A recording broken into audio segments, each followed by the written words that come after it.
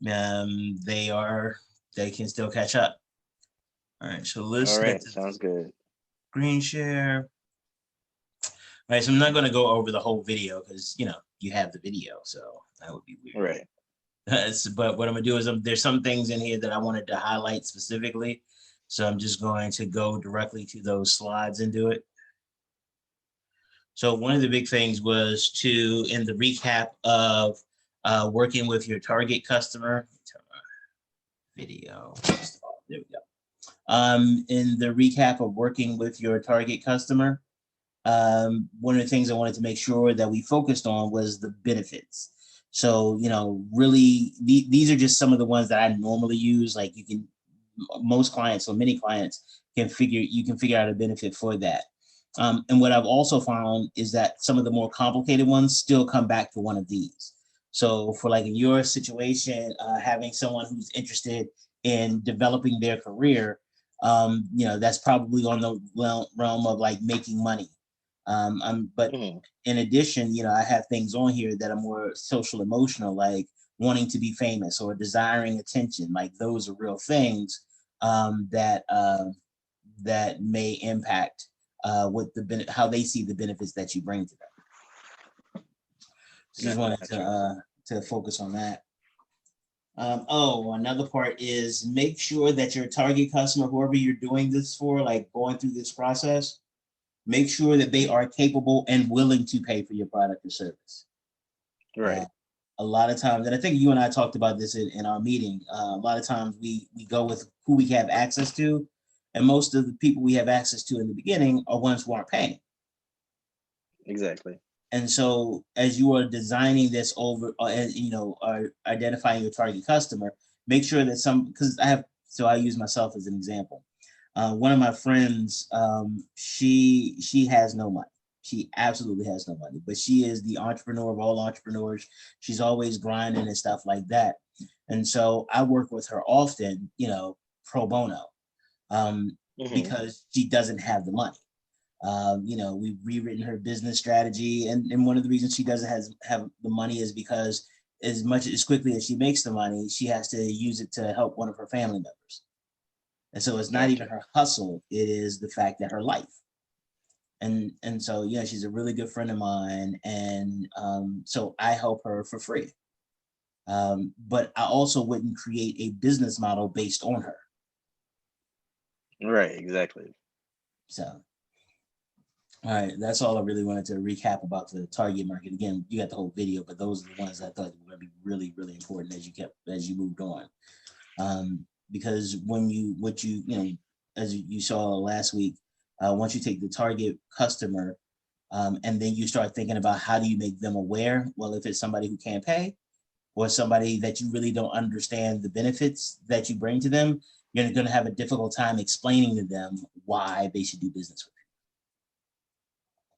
Right. And then you don't necessarily want them as a client since they aren't able to, of Exactly. course, pay or yeah.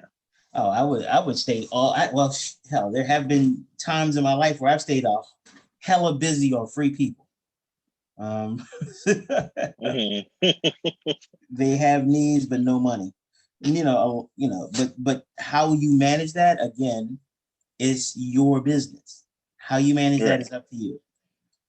I have some businesses like honestly, like the Fosterpreneur program. Like the reality is Hmm. that there's no money in this for me right now. But what I do Right. is I get an opportunity to pour into the up and coming business owners and the moguls and the people who want to change the game. And so it's kind of my way to contribute back. But I wouldn't make a business True. model around you all. Right.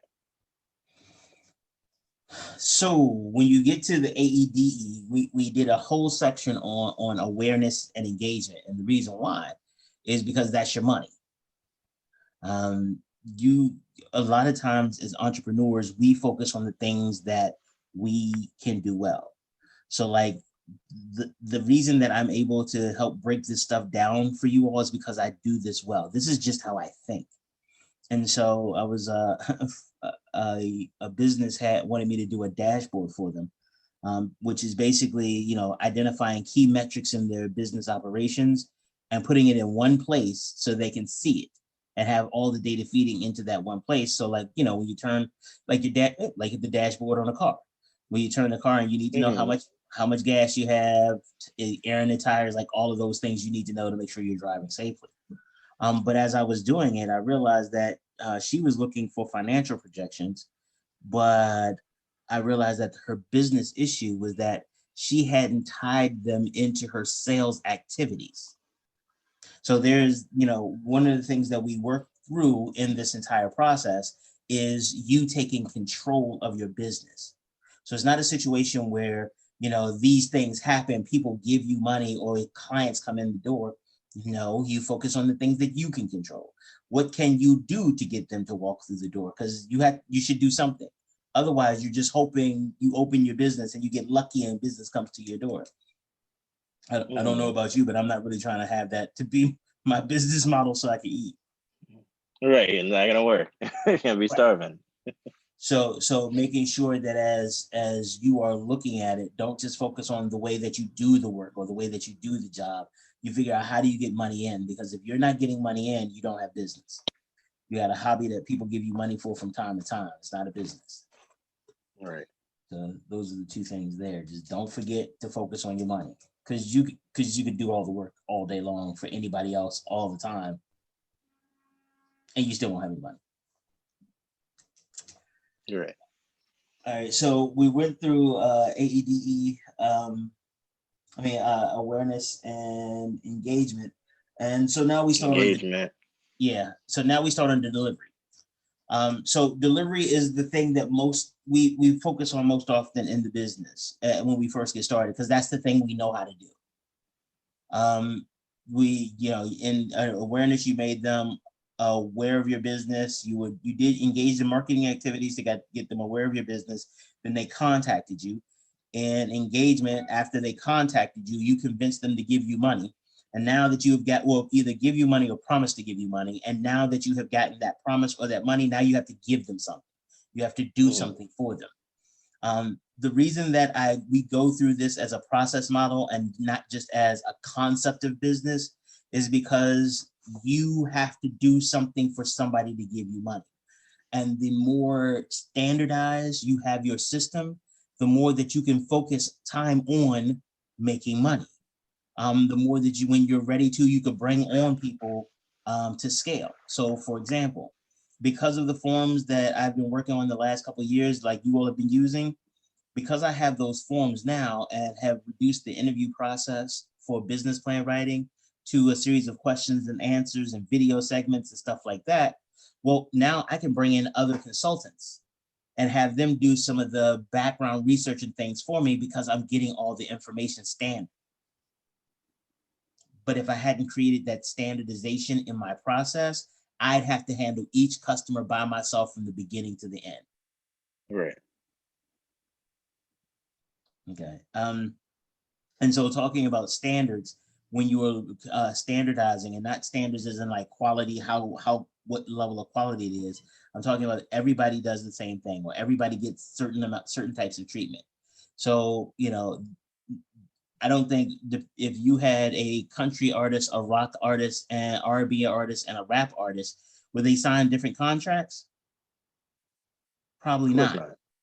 Right. So that's a standard thing. There's a standard contract. When businesses say that, what customers normally hear is that this is according to the laws and you have no negotiation or choices. That's not actually true. That means that this is the contract we use all the time. That's what standard contract. This is the process. This is the policy. That means that this is what we do, and you need to come up with the things that you do. So, like making sure that you get all of the information up front. Like this is some of the stuff that we talked about in the engagement portion. We're doing the same kind of thing here. Making sure that one of the steps that you need to take is confirming that everything was good. So doing those types of things and figuring out, is it standard, or if things are customizable, figuring out how do you even standardize the customize. So Mm-hmm. like there's some artists who will do, actually, caricatures. You familiar with caricature? You know what caricature is, right? You live in New York. Yes. Who does those? Mm-hmm. So every caricature should be different unless you're a trash ass artist, right? because you're taking a Right. picture of a different person every time. So the output is going to be different. So it's the picture that you draw is customized, right? But think about Right. this. The the pins that they use are standards. The colors that they use are standard. The canvas that they use are standard. The chair that they use, the location, all of this stuff is standard. Why? Because that means they only have to go to the store and buy one thing and use it. They can do as many different pictures as they can on that one type of thing. Now, if think about how much money they had to spend if they were doing a heart-shaped one for everybody or with you, and then did a rectangle one for me, and that would just be unbearable. But even in Right. a business where everything is customized, you still have to have some level of standardization to make your business work.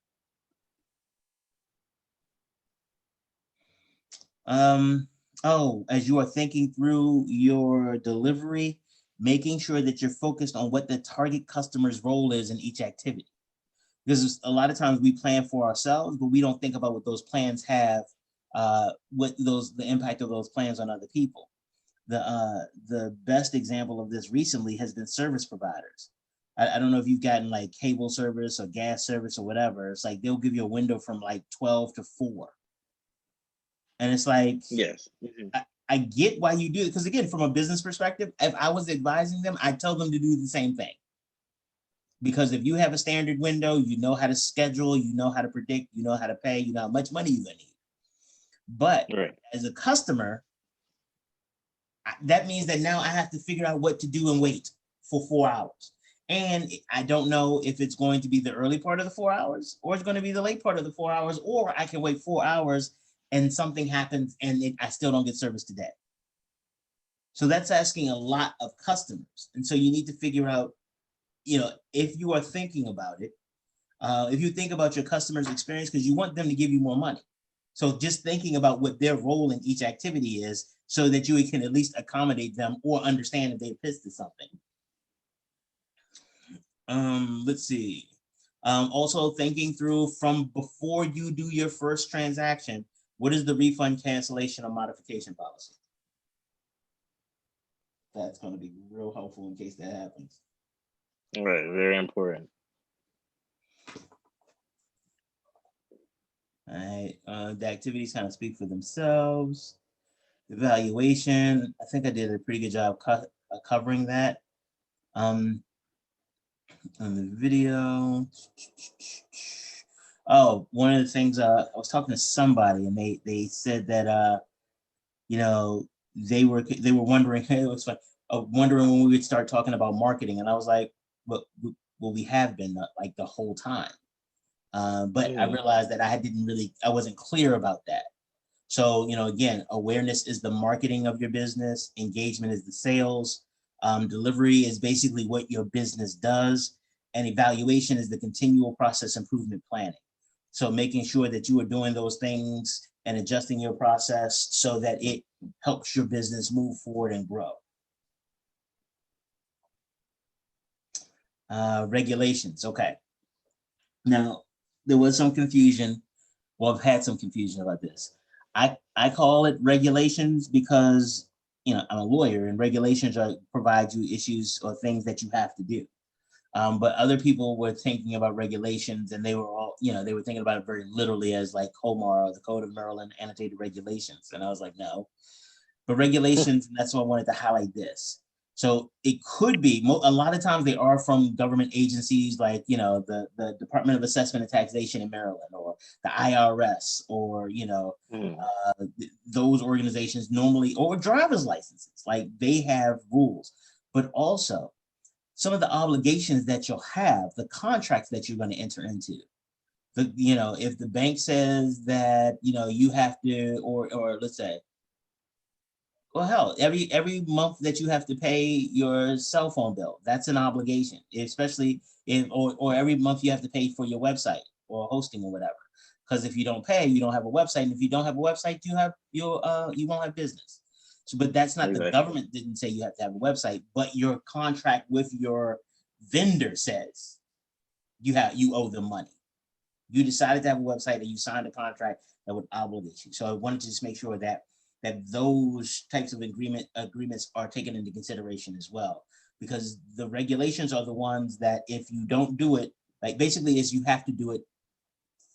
You just have to, whether it's because the government says so, because it's a your one of your vendors says so, because one of your customers says so. It is a have to in how you operate your business. Let's see. Gotcha. Cool. Oh, regulations assistance. So I've been doing business consulting for 20 years. I have been licensed to practice law for about 18 years now.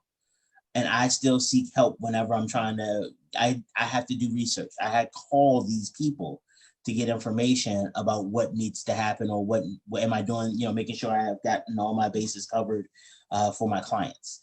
The regulatory agencies themselves. So a gentleman hit me up on last week, and he's trying to buy a property, and the property had a liquor license. So, he was like, but the guy who owned it is in bankruptcy.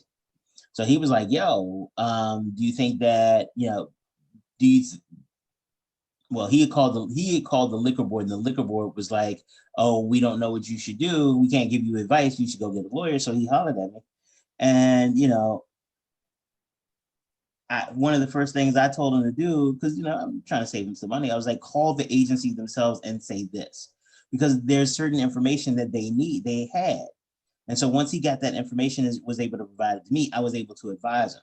Now, normally what happens is that he would come to me with this whole thing, and I'd get an assistant to do it, and we charge him like I did it myself, or we charge him a lot more. You know what I mean? But he was able to do it, and that saved him, that would, for me to talk to him, then talk to my assistant, have my assistant call, and that would have been at least 35, 40 minutes at whatever rate we were charging. And he did it on his own, and he saved that kind of money. So reach out to the regulatory agency. Find existing businesses who are in your space, other people who are doing your thing. Sometimes it's easier outside of your jurisdiction, because some people don't want to create their own competition. I mean, you're not going to let people know your secret sauce, how you've been recruiting and retaining all your artists. Right. But somebody from England trying to figure out some strategies, or Australia, you may be like, oh, okay, I'll add you. Google, I gotta be honest, I don't understand why more people don't stay on Google. Like that search bar is part of my homepage on my phone, on my computer, on my tablet, everywhere. Right, because just say, I don't want to say it, wake her up, but you just say, ask her a question, she got to answer. The same thing for business. Like one of the things that I'm considering doing is publishing a workbook on some of the stuff that we've been covering, because I realize a lot of people don't have access to the internet or broadband issues and things like that. And some of them just especially some of my older clients, they just want something to write on. And so I spent the last week and a half, 2 weeks, thinking through and figuring out how to do a spiral bound workbook at home. I got the equipment to do it. You're going to use my printer, and the equipment is all together. It's probably going to cost me about $300. But guess what? I can do a couple thousand books out of my house for myself or somebody else. Right. Hey, Mr. Williams, sorry I'm late. Hey, sir, I get it. Life happens. As per normal, we're recording this. So I've gone over, we're pretty much through. Okay, let me take a step back. I'm doing slide highlights, not going through the whole slide set, because that's why y'all got a video. Yep. So I'm doing the highlights. We're mostly through the highlights. Then I'm going to go through the work pieces for this week. The forms and stuff. This is being recorded, so you all know that you can just flip back and check it out whenever you all want to. Okay. All right, so we're going through, we talked a little bit about our version of regulations here, and going through some of the places to get help.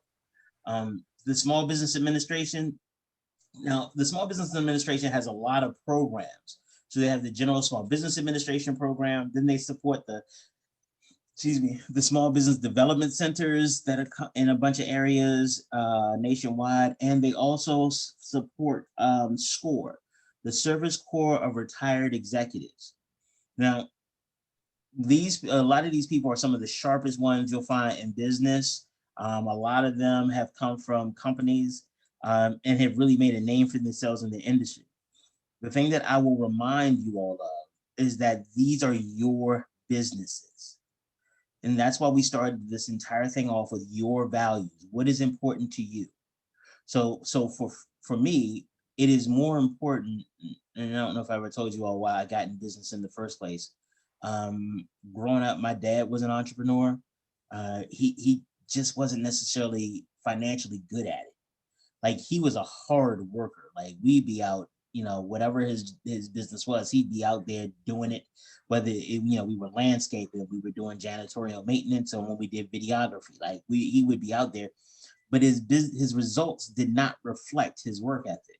And I'm a kid. I'm a researcher. I'm a nerd for life.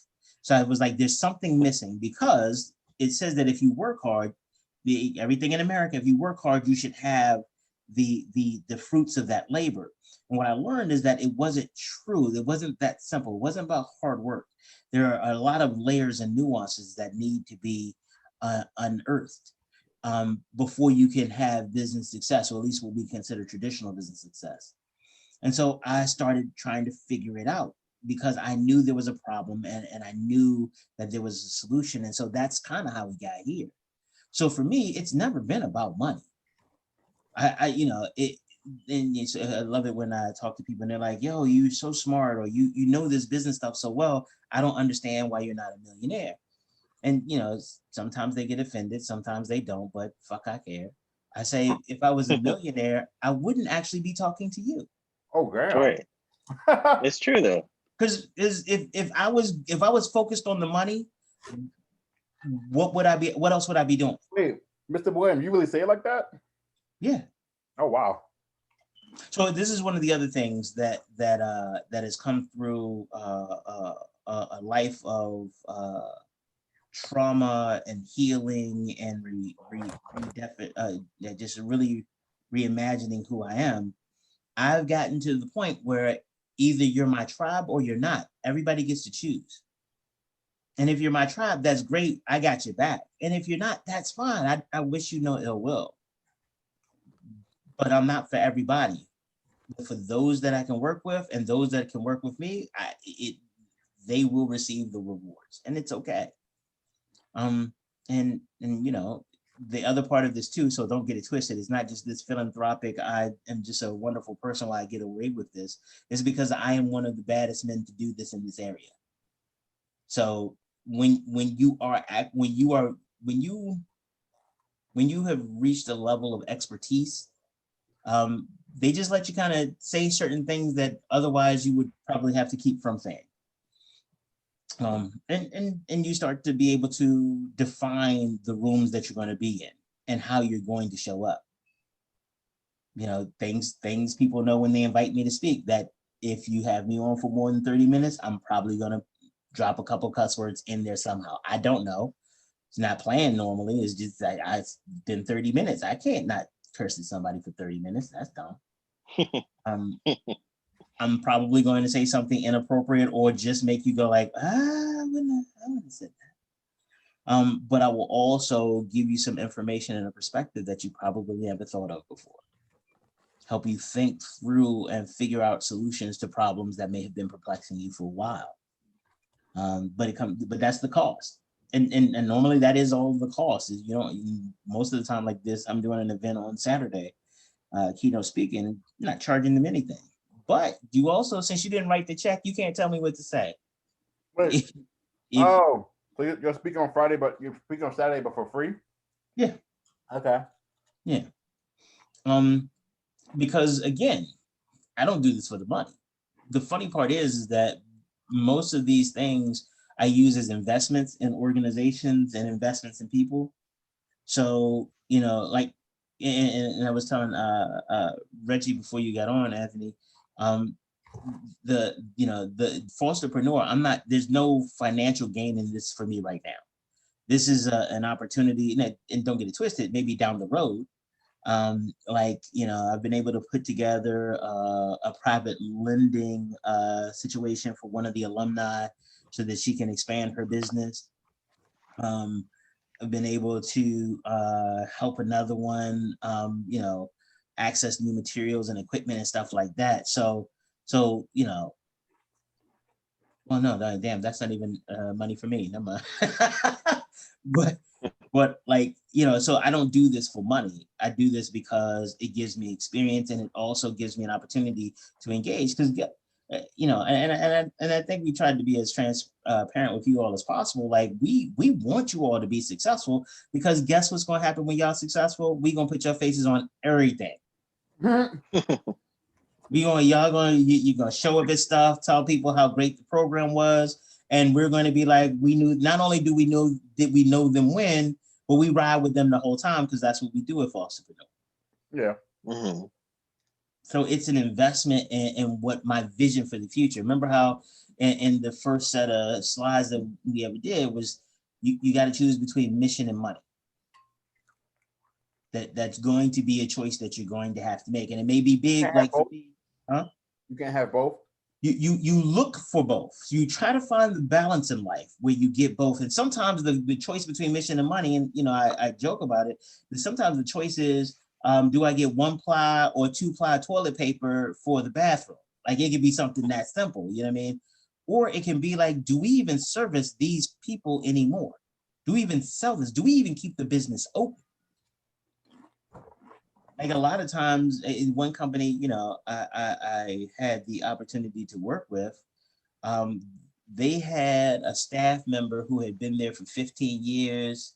He was, because of his health reasons, his ability to do his job was going downhill quickly. He had just, before his health started deteriorating, had just moved and bought a new car. Everything was looking up, then his health deteriorated. And, they had kept him on, and they, unfortunately for me, so I'm sorry. One of the other reasons I love this idea of working with you guys now is because most of the time when people come to me, it's after something bad has happened.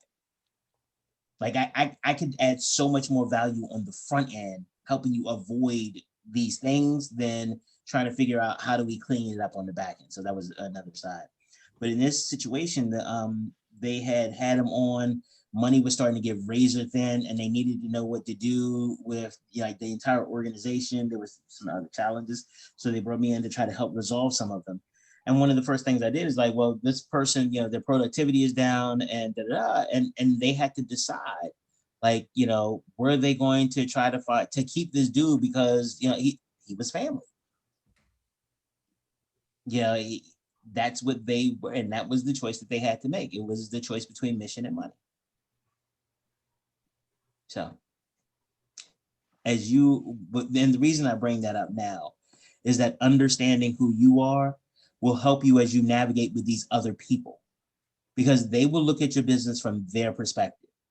They will have an idea of what you should be making, how you should be going. And let me be clear about this too. I am probably going to end up being one of those people, because I'm going to probably develop, I'm fairly good at not developing opinions about people's businesses, because it's all work. But I've found myself with some of our alumni getting involved heavily in their operations and trying to really support their success along the way. So, but if that be the case, then I may become one of those people too. Well, you know what you should be doing? Hey, Reg, you know what I'm saying? I've been looking at it, and I think K-pop is going to be hot. I got a whole plan and some access to the Japanese market. What you doing? And you're like, no, I am focused in the roots of hip hop, and I'm just really making some shit up for you, Rich, to get this example flowing. Yeah. But my entire vision is to educate and support hip hop artists out of the birthplace of hip hop. And I'm like, well, I think you can make $1 million in 2 years. And if that's not for you, then nah, all money ain't good money, and keep it pushing. That's the right decision for your business. But making sure it's the right decision for your business, because everybody's going to have a fucking opinion. Right. And the one thing I love is telling somebody real quick, Oh, well, you know what? I don't know if I have the resources to invest in that. Can I ask you for assistance to help me do what you're suggesting? The interesting part about that question is I'm like, I don't, well, maybe, how about maybe I could direct you to, but you have a lot to say until I ask you to put something on. Right. All right. Local chambers of commerce, I would be remiss about that. Networking. We don't have it built in here, but one of the things that, after the sessions or after this portion of the program is over and we get the operating plan and stuff like that, we have like some workshops and stuff like that we're going to do kind of one-offs on, and one of them is going to be on networking. Because a lot of times we get this stereotypical idea of what networking looks like, what it means, and it really isn't that. It is just like it's developing relationships, and most of the time you want to try to make it as organic as possible, and do it in a way that is reflective of you and not what you think you should be. For regulations, contracts, and stuff like that, I always suggest that you all talk to an attorney. The cool part for you all is that, yeah, I am one. Really Right. For the regulation, so this will go through the form that covers the stuff. But one of the big questions is, what is the benefit of this requirement to your business? Sometimes we get stuck on, well, we thought we were going to need this license, or we need this license, or if we expand, we're trying to figure out if we need this license or this contract or this service. Being able to articulate what the benefit is to you, because if, as you are doing an analysis of your books or whatever, your operations, and eventually you bring somebody like me in, or as if during the program you want me, or doing your engagement with Fosterpreneur, you want me to go through and do an evaluation, whether it's a liability assessment, regulatory assessment, risk assessment, something like that. One of the questions I'm always going to ask you is, why are you doing this in the first place? What is your business getting out of it? And I know I ask that not because I really give a damn one way or the other, but I need to know how it fits into your business operations, because I'm going to eventually come back. It's like, okay, you're putting these resources into meeting this requirement where you could use them over here. So tell me why we can't just move the resources. Well, if you say, well, I have this license, hell, I need a driver's license because I got to get to the photo shoots. Like, I'm not going to take Lyft and Uber. It's not cost effective. Okay, cool. Keep it pushing. Now, what's the next requirement?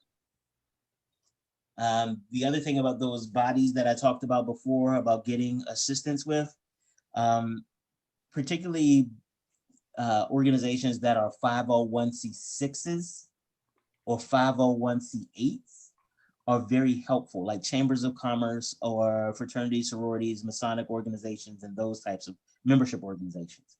The reasons why, particularly the 501c6s like chambers of commerce and trade associations, is because part of their role is advocacy. So they're like, literally, when you pay your dues to them or whatever, they are designed to advocate on your behalf and keep you updated about what's happening in the world. So yeah, whenever you have something that you're supposed to do, I'm going to ask you why. And also, who is responsible for completing the process to meet the requirement? Some of these questions may seem silly because for you all, it's just you all. But remember, we're building businesses for your future, not just for where you are. You were building this business years ago when you started first doing your research, getting involved in music or picking up a camera. You started that then. Now we're moving to the future and we're being deliberate about it. But as you start building your business, this is one of the reasons you ask those questions for every regulation, is because I've seen a number of times where everybody thought somebody else was going to do it. Oh, you know what? I forgot it was me, or blah, blah, blah. And depending on what some of these requirements are, like you miss a grant deadline because you thought it was somebody else. Well, sorry, you just won't get that money. Right. Let's see, moving to operations, the purpose of operations. And so, I told you that the AEDE is a customer-centric model. It's focused externally. ROR is focused internally. And so operations is basically all the coordination of all of the activities of your organization. It is all the awareness activities. It is all the engagement activities, delivery, evaluation, and looking at the regulatory activities as well. Once you have all of those things together, then you look at operations and you start figuring out for each one on a timeline. When should they happen? And then you identify, and we'll get to the activities list in a little bit for operations. But when you come back to it, the main question to cover here is, can you justify every decision? Again, we're back to that. Why are we doing this in the first place? Because all of your activities should lead to you getting money or getting whatever the mission, your mission, whatever the reason you have your business. That should be where all your activities are leading. So as you look to each activity, figuring out why you're doing it in the first place. Now, risk is a different type of thing. When we look at risk for this business planning model, what we look at risk is something that can happen that will disrupt your financial, legal, operational, or regulatory or brand standing. So, you know, when there is an operation, when you look at your business from, you take a step back and say, okay, what can happen in my business that will fuck up my money? Okay, what can happen in my business that'll get me sued? Okay, what can happen in my business that'll stop the operations of my business, the flow from one activity to another? Okay, what government regulations, contracts, or other obligations do I have that if I don't meet, it's going to mess up my business? And what can hurt the brand or my ability to sell my product? Like for right now, you know, the election is tomorrow. I hope you all have voted. And if not, my expectation is that you will vote by the appropriate time tomorrow. But there are people who are running for Senate right now who are Republicans that used to be very safe, but they have associated themselves with Trump. And one of the challenges is that that association is messing up their brand. They are not able to attract voters in a way that is going to be helpful for them to achieve. So Trump has become a risk. Now, if you look at where they were 2 and 4 years ago, Trump was an actual asset then. So as you are looking through your business, use that as an example of not just assuming that because something was a risk at one point, it will stay a risk, or that's if something is an asset, it will stay an asset. Whoops, wow, I'll jump real quick past that. Let's see. Risk decisions, we'll cover that in a little while. Mitigation. I talk a lot on the video, well, a little bit on the video about insurance and contracts. Please, I used to sell insurance and I'm a lawyer. There is never going to be a reason why you all don't know something about insurance or contracts. I got a serious team that you all can tap into, and they can really help you all make sure that you got your stuff together. The clarity of your communications. It will get, being more clear will become easier as you have more experience. Because right now, you know, little things like you assume that everybody knows what clear communication means because it's clear. Except that people, well, are you talking about body movements? Are you talking about writing? Do people have to know a certain language? Do they have to understand legalese? And the more experience you have with your target customer, that's one of the things about knowing them. You'll understand how you have to present information. So for example, one of my clients, they asked me to put together a quick lease. And I was like, okay, so normally a commercial lease that they wanted to do would be about 15 pages. I got it down, well, at least 15. I got it down to about 10, 11. And they were like, can we get it down to like 2, maybe 3?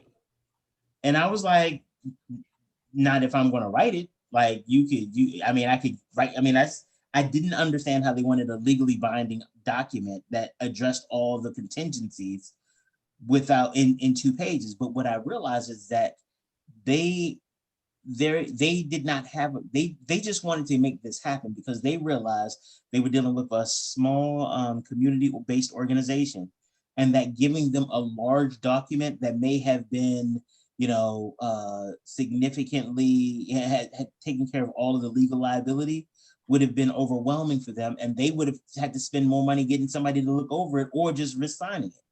The other part is from a very practical perspective. They were like, well, if this doesn't go well, there's not like they have the resources to sue. It was more, we need to have this sheet of paper just so we can say we have the sheet of paper. Now, again, that's a business decision that they can absolutely make, but it's a business decision that comes with risk. And for them, it's, how do they weigh that risk? Having a contract or a document that covers all of the basics in a very basic way, that makes the person feel good and give you the money, but your legal exposure is high, but the likelihood that it'll happen is low. And do you see how, like, even something like that, what are you gonna do? Like, it's a business decision. And let's be clear, if you try to spend your entire business time eliminating risk, you will never do business. Literally, the reason that you are able to make money is that you take risk. Like, your entire business, like being in business, is risk. So you can't get rid of the risk. You could just try to reduce them as much as possible. It's like playing odds. Yeah, we're gonna leave it at that. I'm not gonna talk about gambling shit. Stay up to date on government information. Oh, so this I suck at, by the way. Checking and staying updated on your emails, voicemails, letters, and answering your phone. I suck at that. I hate the phone. I despise the phone. This is also one of the reasons that my new program is mostly online, so I don't have to actually talk to people. But I also realize that because I don't do these things, I come up short. That's why I hired somebody. Because I know these things need to get done. I just don't need to do them. Let's see. This one, and this shit is in red. Maintain good documentation and record keeping practices. Like, and I think I used the example on the video. Watching somebody lose a case because you can't find a sheet of paper.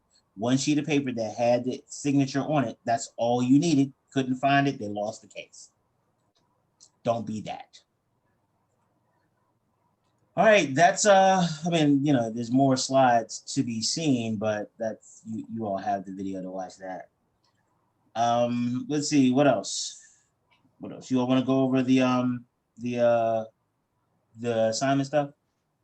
Yeah, I did the first homework, the awareness one, but I saw the second one we want us to post on Facebook and stuff. Oh, wait. Where are you? Oh, you're in awareness. Got it. Awareness homework, yeah. Yep, got it. So let me see. And I told you to post on Facebook. That sounds weird. Yeah, that's one of the homework assignments. I didn't do it yet. But I had a Okay, question. so let me make sure, because you might not need to. Make sure I'm not tripping. Homework. Replay class, customer survey questions, awareness and engagement homework. I'm on the page. Where does it say? What's the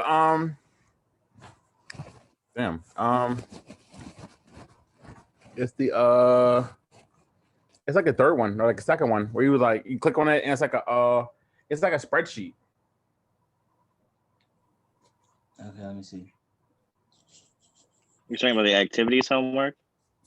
I think so, yeah. Oh, okay. That's okay. Got it. With you. Because when you said awareness, okay, I know what happened. I'm with it. All right, cool. Yes. So let me share the screen. Yes, I was really about to be like, yo, you have done something I don't even understand where you're at. All right, so what this is, you're talking about this one, right? Yep. Okay. So what this is the operations one. So just to identify all the activities that your business engages in. And I was using this one because one of you all said that it'd be helpful. Oh, I should put that this is an example. Okay. So this is an example. Oh, okay.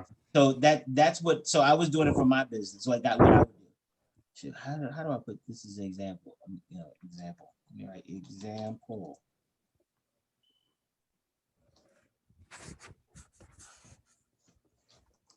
I keep forgetting, and actually, I can't say I keep forgetting. It's kind of you all's fault. I don't understand why you all don't hear the stories that are happening in my head before I say them. Like this makes perfect sense in my head. We're not mind readers, but it's okay. But you know what? I'm gonna need you all to step that shit up because I'm working here, right?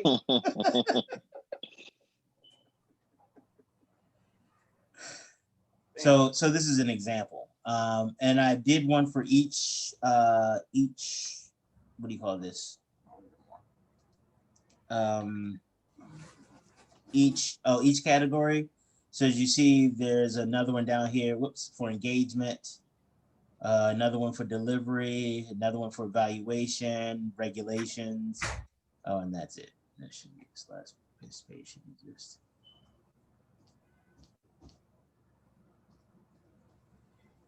Okay, there we go.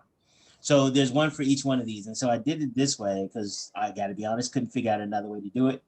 Because the issue is that for every activity, you put down the activity, the category. And like I said, I tried to do them in different things for you guys to give an example.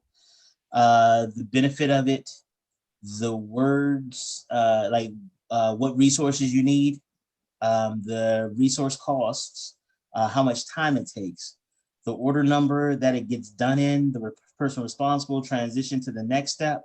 I want to focus on this in a lot of these steps because a lot of times we figure out what we do, but then we don't make a transition for the next thing to happen. Okay. And then any kind of random notes that you may have. So let's see what to do when I'm looking at this. There was something I just saw, and something I wanted to tell you about. Well, do you have any questions on this to begin with? I'm about to make an appointment. Okay. So this is pretty much a brain dump. Like just write what I would suggest. The way I would suggest you do it is that you do the activity that you needed to do first. So I would do categories columns 1, 2, 3, and 4. Do all of those for awareness, and then I would come back and do resource costs all the way through notes. Oh shit, hold up. 40, wait, hold on. Where's So that? Okay. I'll show it to you on the screen. Okay. All right. I see it, yeah. I would do these 4. Okay. At first. So I don't know. They didn't make you all do it. Never mind. I'm old. Never mind. So I would do this activity, then then this activity, that activity, then I put the benefit in here, and then the resource that I need, then I go to the next one. I do it that way, and then after it's all said and done, then I come back and do resource costs all the way over to notes. Okay. And that works for me because if I start going in this order, like resource costs, I start getting too deep into the details, and then I forget the next step. Okay. So that's just my how I would do it. So yeah.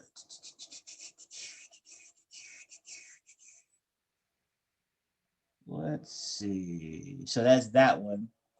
The regulations, obligations, and requirements. It's standard. It goes through the slide set: name, business name, email address, phone number.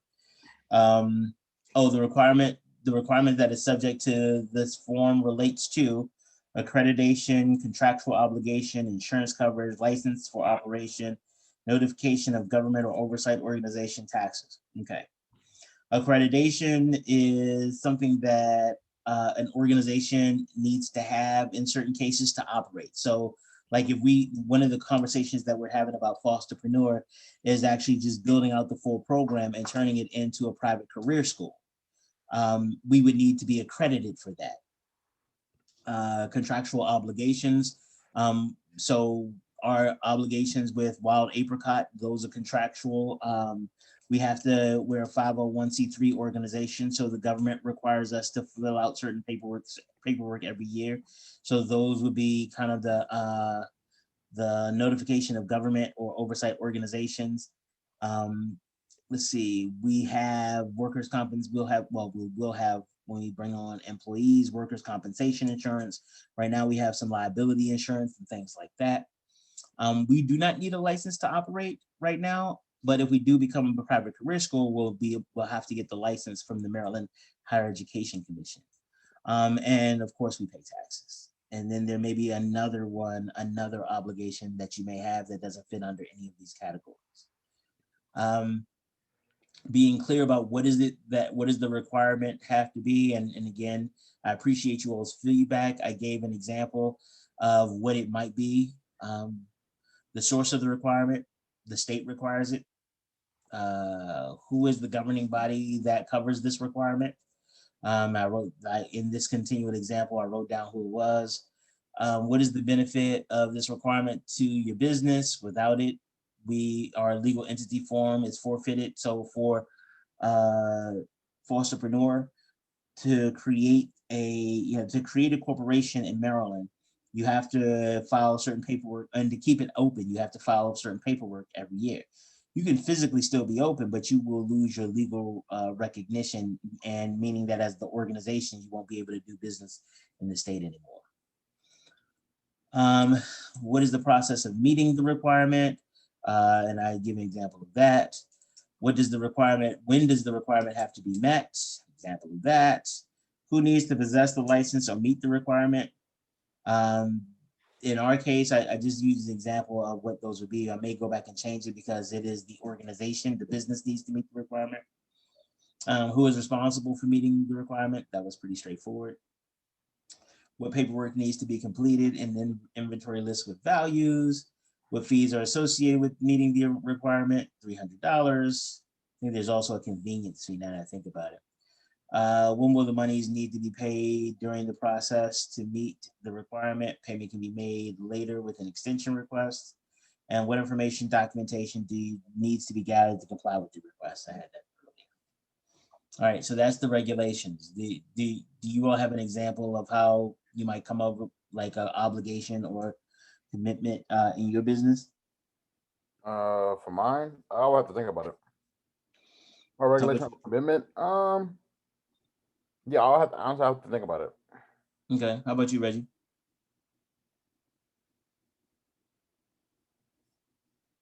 He's muted. Sorry, I was muted. I was talking and I was like, wait a second. Yeah, just like filing for the state and like things like that. Like, of course, becoming registered within the state of New York, things of that nature. Okay.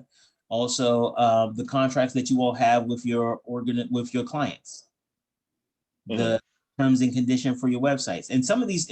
So we've already covered that. I go into a level of detail that can become annoying and may not even be relevant to you operating your business, because I focus on things that may not have a really big deal right now, because I'm always trying to figure out how big a deal things are. That's actually my business.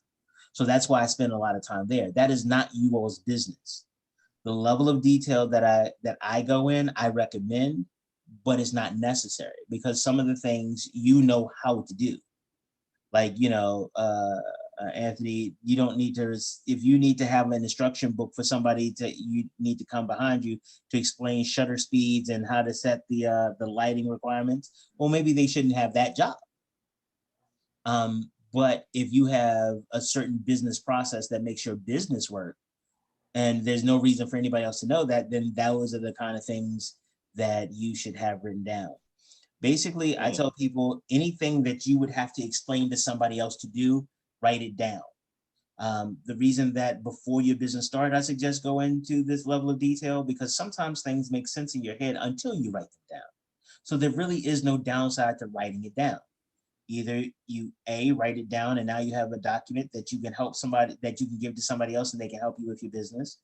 B, you have a document that you can use to assess if you have left anything out, and worst case scenario, you haven't, and you confirm that you're good. And the third is that you have a document that people can help you grow your business, not just as employees or what have you, but really taking a critical look at your business and helping you understand what you can do to grow next. All right. Okay, we came through that. So we did the activities sheet and we did the regulations and obligations. We covered everything on this? Yes. All right, the last form is the risk assessment. You all can still see the form? Yep. Cool. This again just goes through the things that are on the slide sheet you all heard on the video. What is the business activity or requirement that can lead to the type of risk? So the differences with risk is that you have put together, this risk is the last one, because now you've done all of AEDE, all of ROR, you have your activity sheet, you got all of the stuff. So here we go. The question becomes now, what could happen now that you have this plan for your business?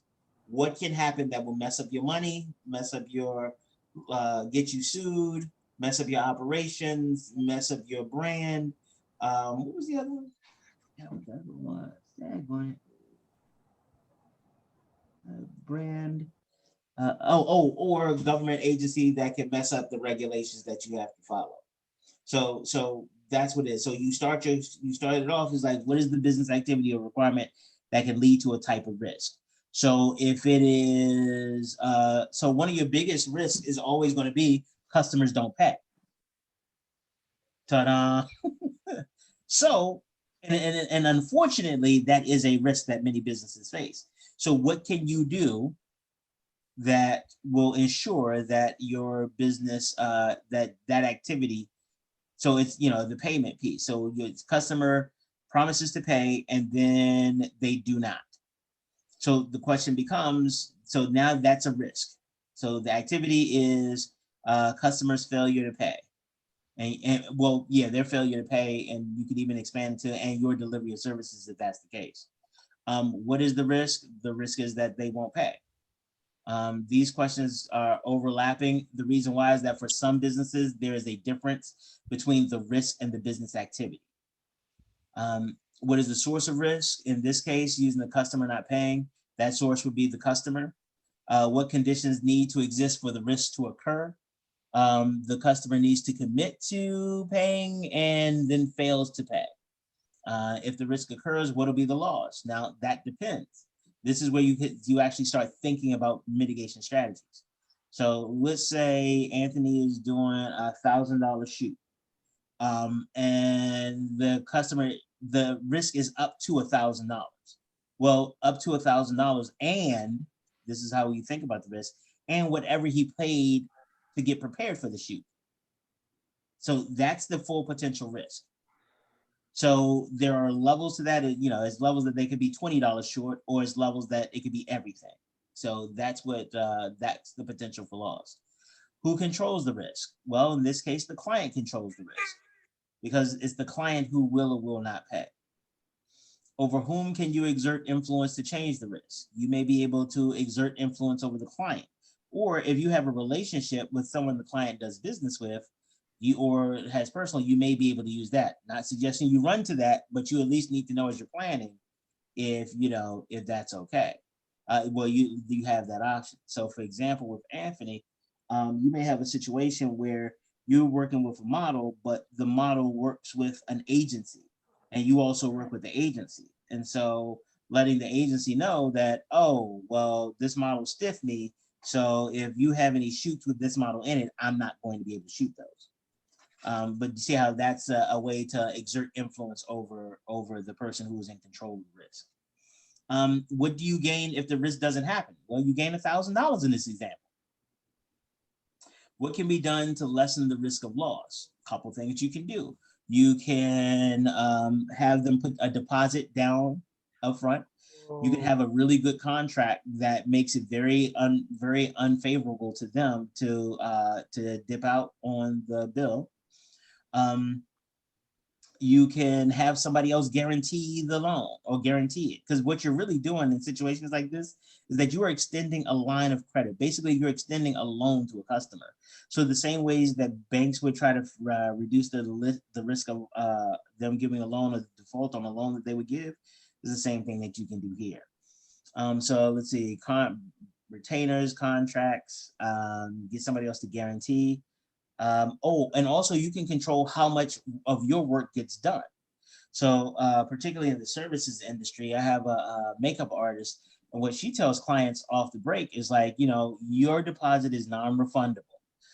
And you have to confirm, I think for hers is 2 days in advance. Well, this is before COVID, 2 days in advance. Because if you don't confirm in 2 days in advance, then she's going to book somebody else because she's in high demand.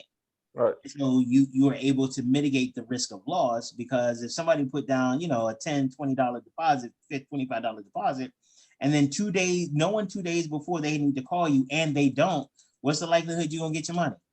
Slim. Very so slim. that's an operational thing that you can do to help mitigate loss. And then this is the final question, the really big one. When you are looking at this particular risk, like knowing now that you have asked all these questions, got all this information, knowing that this is going to happen, or knowing that it could happen, not going to, because if it's going to happen, then that's not a risk, it. That it could happen, how likely it is, do you still want to do it? What are you going to do? And we all are going, like I said before, we're all going to have opinions about your business, but you have to live with consequences. So you have to be good with what those risks are, because it could be, as I'm getting older, some of the things that people used to say to me, I used to laugh at and was like, they're so old, and then I find myself saying them. Like I found that I have become very, very concerned about whether my kids wear coats or not. But I realized that's an old people thing. Oh, it's cold out there. Go ahead, put on a coat. Go ahead out there, you want a coat? You want me to get you a coat? What should we get him for Christmas? I think he could use a coat. And I'm like, yo, why the hell do you care about coats, yo? Like, nigga, you don't even wear a coat all the time. Like, what are you talking about? But as I get older, that becomes a value.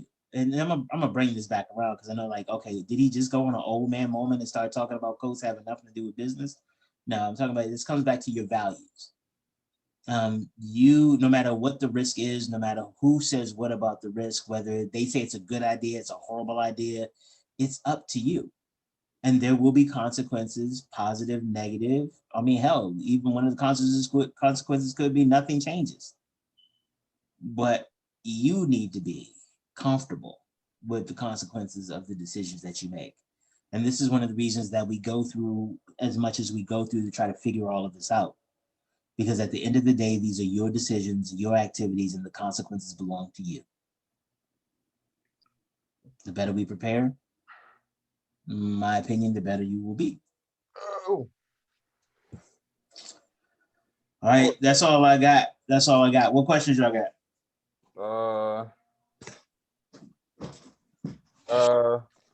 Nothing. Everything I have, I'll probably answer when after I go through the slides and everything. Okay. We have a conversation about it on I think what day was that? Thursday?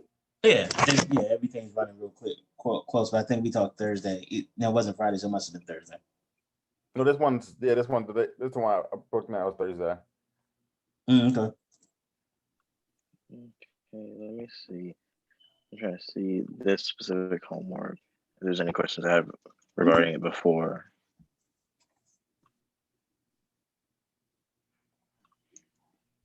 When you make copies of the activity form, let's see, when you make copies of the activity form, if you could share it with me, like, you share on Google Drive or Google Forms. Mm-hmm. So you make a copy of it. Don't you guys write on that one, because that's the one everybody's going to be copying on. Okay, got you. So yeah, when you make a copy of that one, also just share it back with me. I think it's XL3R7 LLC is the person, the owner of it.